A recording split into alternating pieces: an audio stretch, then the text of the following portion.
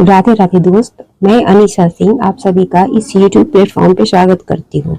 आज हम लोग इस वीडियो में पीएम मोदी के द्वारा हाल ही में 5 कंट्री की जो यात्रा की गई थी उसके बारे में देखेंगे। ठीक है, तो आइए इसके बारे में कुछ फैक्ट्स हैं जो देखते हैं, पीटी के लिए बहुत इंपॉर्टेंट है, वहां से क्वेश्चन पूछेगा ही पूछेगा।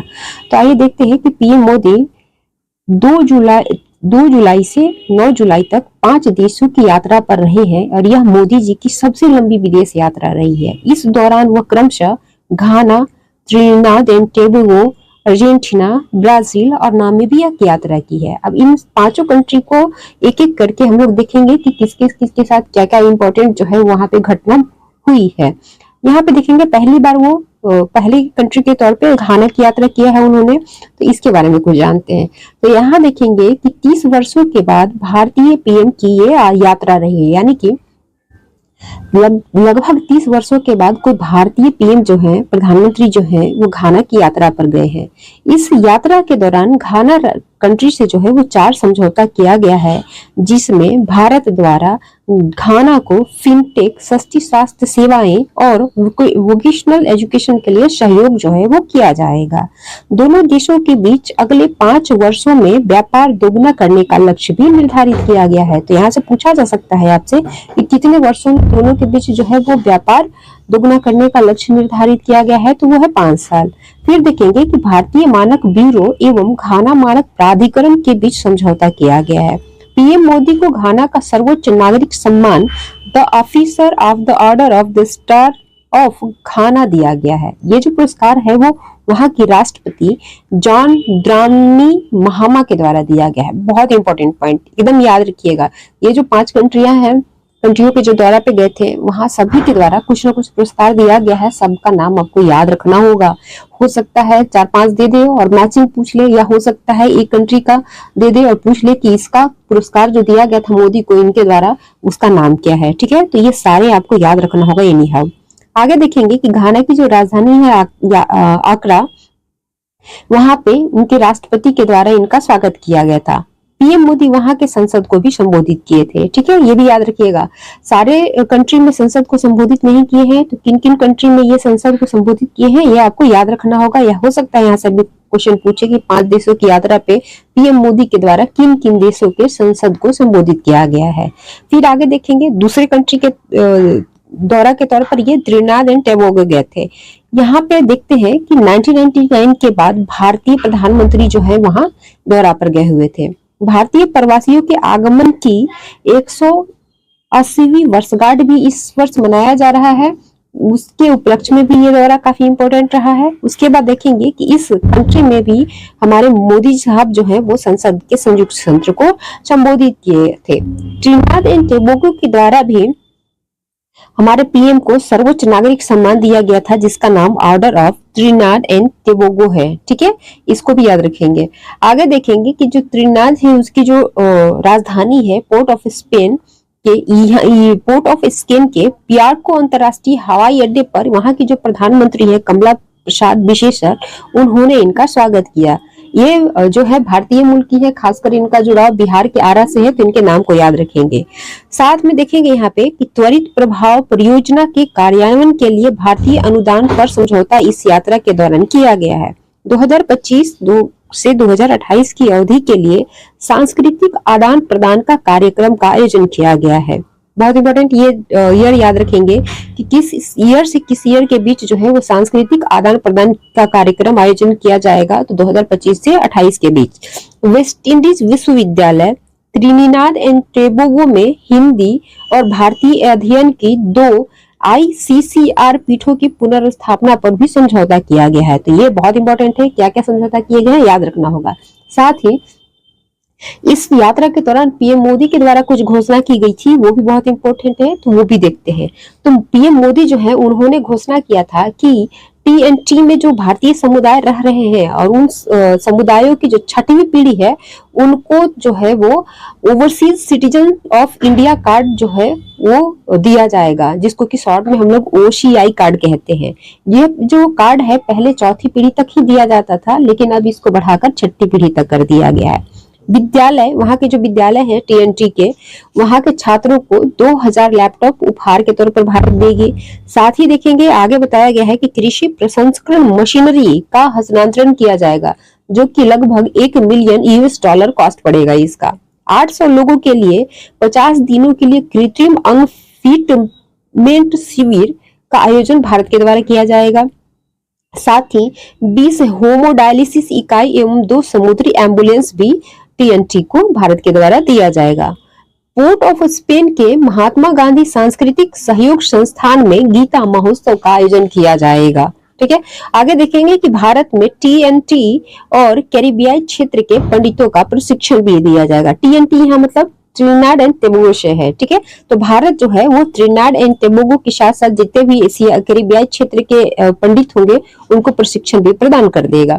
फिर देखेंगे कि टीएनटी भारत की वैश्विक पहलों जैसे कि आपदा रोधी अवसंरचना गठबंधन और वैश्विक जैव ईंधन गठबंधन में शामिल होने की स्वीकृति इस यात्रा के दौरान दी है। तो ये बहुत इंपॉर्टेंट है। त्रिनाड एंड टोबैगो का बहुत सारे समझौता है, बहुत सारी घोषणाएं की गई है, एकदम याद रखिएगा, क्वेश्चन दिख सकता है यहाँ से। फिर देखेंगे तीसरे कंट्री की यात्रा के तौर पर वो हमारे प्रधानमंत्री जो है वो अर्जेंटीना गए थे। ठीक है, तो पीएम मोदी 57 वर्ष के बाद भारतीय पीएम बने हैं जो इस कंट्री का जो है वो यात्रा किए हैं। अर्जेंटीना की राजधानी ब्यूनस आयर्स में स्वतंत्रता सेनानी जनरल जोसे डे सैन मार्टिन के स्मारक पर उन्होंने श्रद्धांजलि अर्पित की और यात्रा की शुरुआत की है। दोनों देशों के राजनयिक संबंधों का 75 वर्ष तथा रणनीतिक साझेदारी का 5 वर्ष इस वर्ष पूरा हुआ है।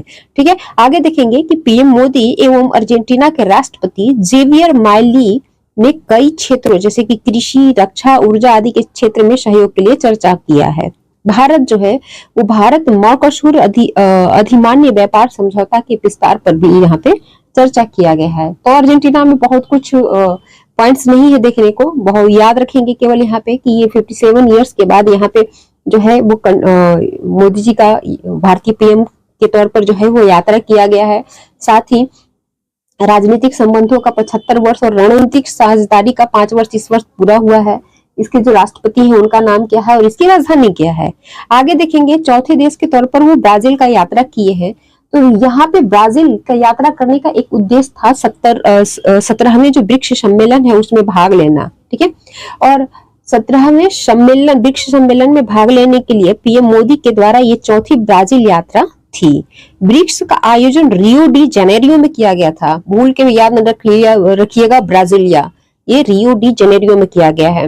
राष्ट्रपति लुइस इनासियो लूला डी सिल्वा के साथ ब्राजीलिया की राजकीय यात्रा में व्यापार, रक्षा, अंतरिक्ष एवं स्वास्थ्य क्षेत्र में सहयोग पर चर्चा किया गया है। पीएम मोदी जो है वो ब्राजील के स्टेट विजिट पर भी थे, ये याद रखेंगे। पहले इन्होंने 17वीं ब्रिक्स सम्मेलन में रियो डी जेनेरियो में भाग लिया, उसके बाद वहां के राष्ट्रपति के साथ ये स्टेट विजिट पर ब्राजीलिया पहुंचे, जहां इन्होंने 4 क्षेत्रों में सहयोग पर चर्चा की, जो है व्यापार, रक्षा, अंतरिक्ष एवं स्वास्थ्य। अगले 5 वर्षों में द्विपक्षीय व्यापार $20 अरब तक ले जाने की घोषणा की गई है यहाँ पे। फिर देखेंगे कि ब्राजील का सर्वोच्च सम्मान grand collar of the national order of the southern cross से मोदी जी को सम्मानित किया गया है।